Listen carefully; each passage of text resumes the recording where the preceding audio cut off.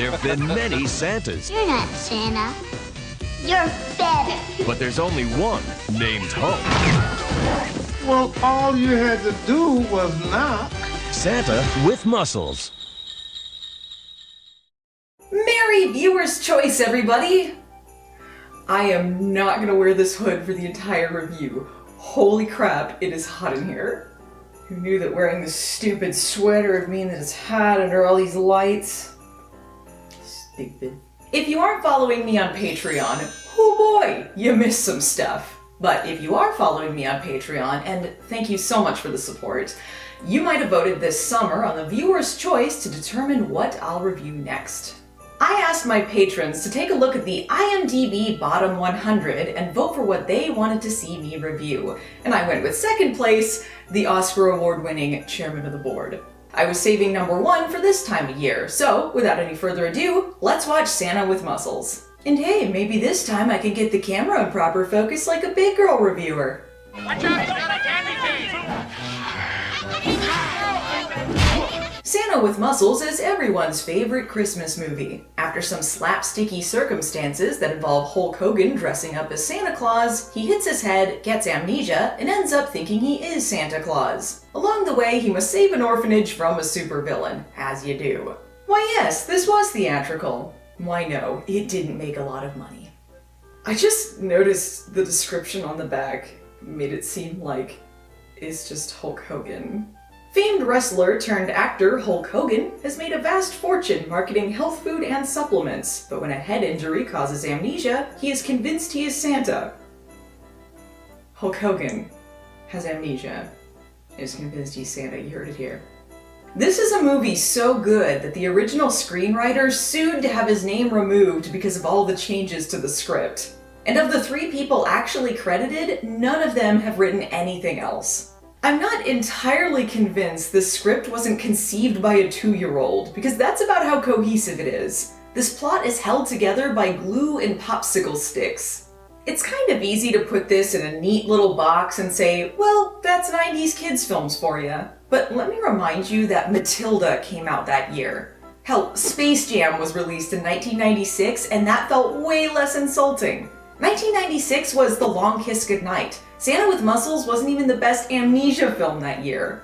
Santa with Muscles has got major Twin Sitters vibes. Hell, I'm pretty sure they're using the same mansion from that film. And like Twin Sitters, it looks incredibly cheap and comes off like bad sketch comedy. They both seem under the impression that silly costumes equals funny, and that's about as far as that train of thought went. It doesn't have to make any sort of sense, kids will laugh because chef hat. And I'm saying this to you as someone dressed like an elf. You need more. You know what else you should probably include in your family Christmas movie? A likable hero. But if wishes were horses, we would all be taking a trip to the glue factory. Blake Thorne is a millionaire who shills a bunch of things with his face on it and only thinks of himself. My picture on the can isn't big enough. And have him make me more tan. How Hulk Hogan ever got so miscast, I'll never know. This Christmas, I'll be spreading holiday cheer at Pastamania, brother! You might think that by the end of the film, perhaps he learns a valuable lesson, but it is truly the audience who learns a lesson about expecting too much from a Hulk Hogan movie. Here's something I don't understand. Why does he pay all of his staff to attack him in pretend scenarios for the benefit of no one but the audience? I thought maybe he was special ops or something, but no, he's just some famous guy with his face on cereal boxes. Hey, back home in Australia, my face is on cereal boxes. Initially, I was under the impression this was some elaborate roleplay scenario, but apparently he really does have a martial arts trained chef. What would we have without Blake's rules anyway? Fun. Quit. Anyway, during one of his martial arts / paintball competitions, he runs afoul of the law. Why don't you just pull over? Rule number 20. Never surrender. Besides, this is fun. Acting. Highlight of Santa with Muscles? Clint Howard. Oh yeah! Seriously, I was so excited anytime he showed up on screen. I will watch anything with Clint Howard in it. That'll teach you to mess with Thomas P. Hinckley.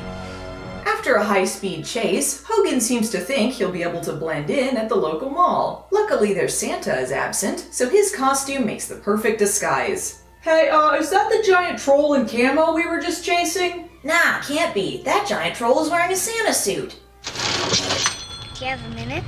Fax me, you little brat. He faxed you, man. This disguise lasts him about a minute, and after a short chase, he unfortunately ends up falling down one of them mall chutes and hitting his head. Cue the funny amnesia plot.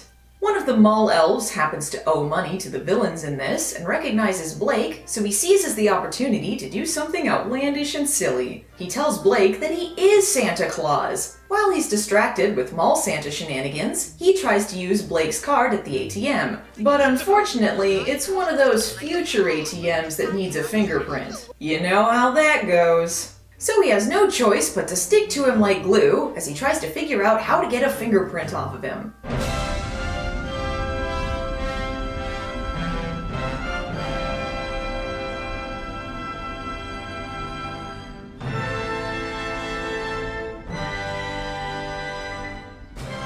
This is a long way to go for something not that funny movie. I'm sorry, that is your right thumb. Please place your left thumb on the scanner.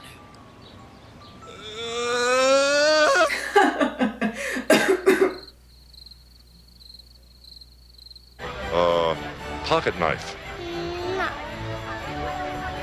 Electric razor. While Hogan is doing mall Santa stuff, a robbery takes place that he must stop. There's no Grinchy behavior that can't be solved through violence.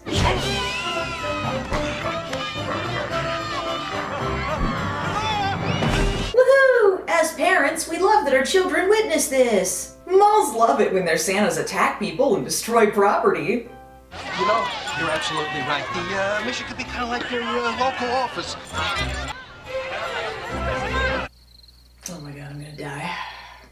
Blake basically becomes a celebrity because of this, the titular Santa with muscles, yet no one recognizes him as the super famous guy who puts his face on everything. Not even the cops who are looking for him and know he disguised himself as Santa at that very mall. That'll teach you to mess with Thomas P. Hinckley.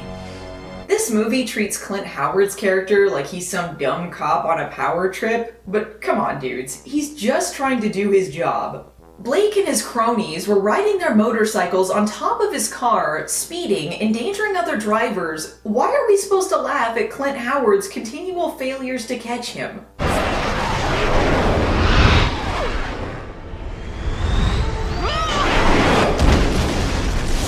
Suckers! Hogan nearly killed a police officer. He's no better than the villains. Which brings me to the lowlight of Santa with Muscles. The villains. Santa! Ed Begley Jr. is awesome, but I don't know about this role. Although I do appreciate anyone who walks around in a cream-colored ascot and smoking jacket. He plays Ebner Frost, who, within the first 10 seconds of the movie, is described as a really, really bad man who lives up the hill, who's got these weird people working for him who might do something really bad this Christmas. There's this really, really bad man named Ebner Frost who lives up on the hill. He's got these weird people working for him, and I think they're gonna do something really bad this Christmas. Intricate, I know. Frost is some sort of germaphobe, a fact which escaped me for far too long in this movie, and he has a sinister plan which involves stealing from an orphanage. Don't worry, I'll get to that. Rather than anything that makes sense, his goons have various themes that revolve around whatever costumes they could borrow from a Saturday morning kids show. I mean, they don't even seem like they're part of the same movie. Everything is a hodgepodge of ideas. They drive an ice cream truck because ice cream equals joke?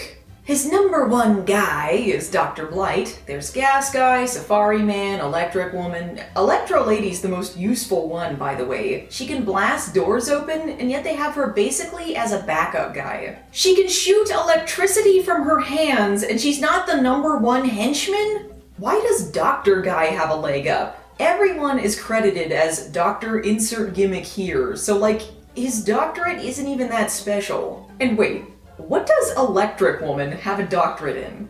Stink gas. I don't think this guy's really a doctor. Shout out to Ed Leslie for his extended cameo as Dr. Sumo though. Whoop whoop!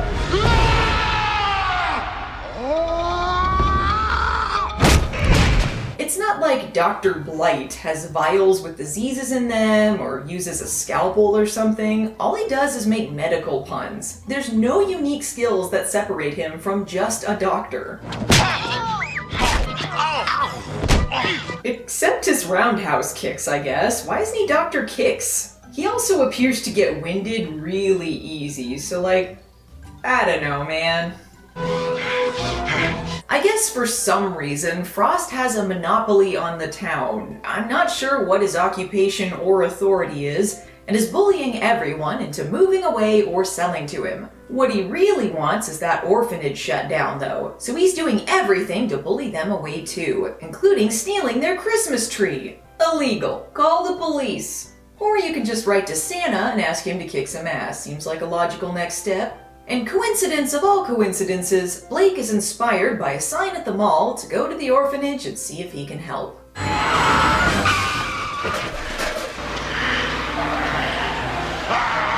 Illegal. Call the police. Naturally, they invite this strange, super strong man claiming to be Santa and his elf friend to stay the night. One of the orphans is Mila Kunis, who you might recognize from American Psycho 2. Don't worry, Mila, we'll have more fun on the set of that 70s show.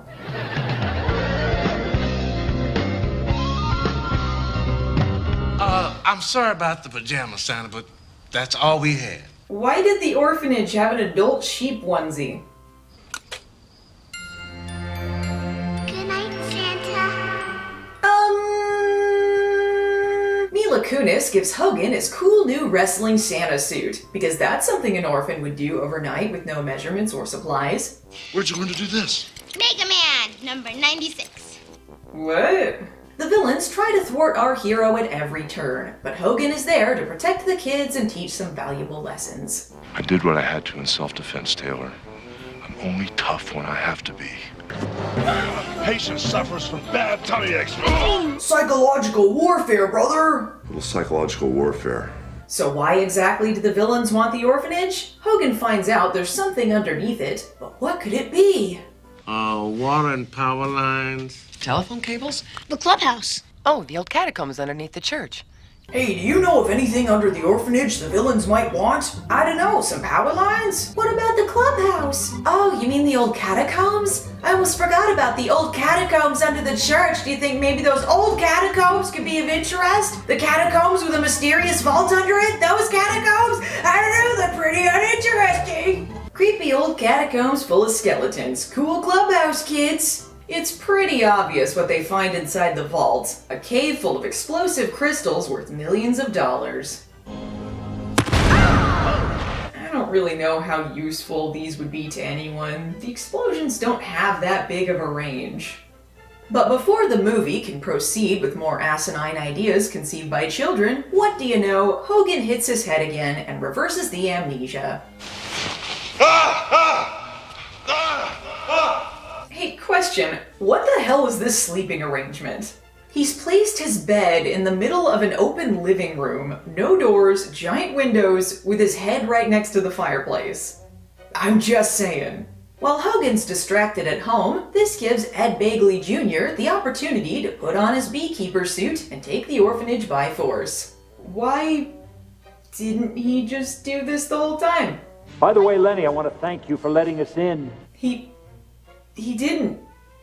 You just blasted the doors open. Like 2 minutes ago. Lenny's great. They present at least 2 times in this movie where Frost tells him to betray Hogan, and it never amounts to anything. You can't open it, can't you? Oh, yeah. Oh, yeah! This is just like Die Hard. I'm telling you, you're just gonna have to kill me. Okay.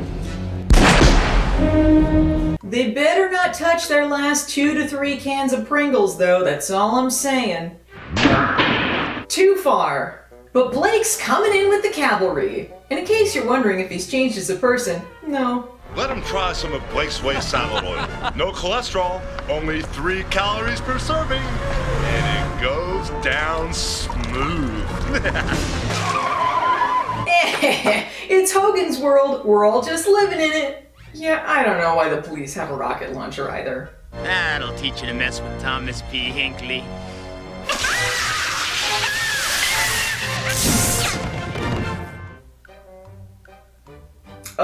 Dead? I know I could open the door like a normal person, but I just want to cost this orphanage more money! In order to prove Hogan is the orphanage champion, though, it turns out he grew up in this place. That's how he knew the vault combination. Wait, so he knew about a cave full of explosive crystals worth millions of dollars this whole time? Oh, and also Frost was his best friend there. It turns out we all orpans. I thought we are all orphans. Yeah, playing lightsaber with the highly explosive crystals seems like an ace idea. While you were putting your face on protein powder, I studied the blade. I'm the best friend champion, brother! Reverberations are causing an energy buildup. Sometimes you gotta beat up your best friend turned germaphobe supervillain in the orphanage you grew up in, and then a cave of explosive crystals destroys it like the end of Poltergeist. A dilemma we must all face in our lifetimes. Merry Christmas, kids!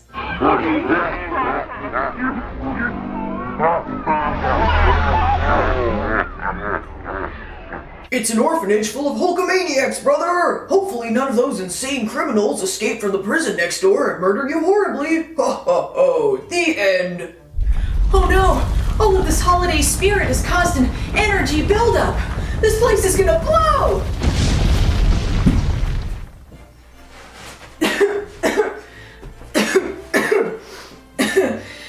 Merry Christmas, everyone! And a Happy New Year!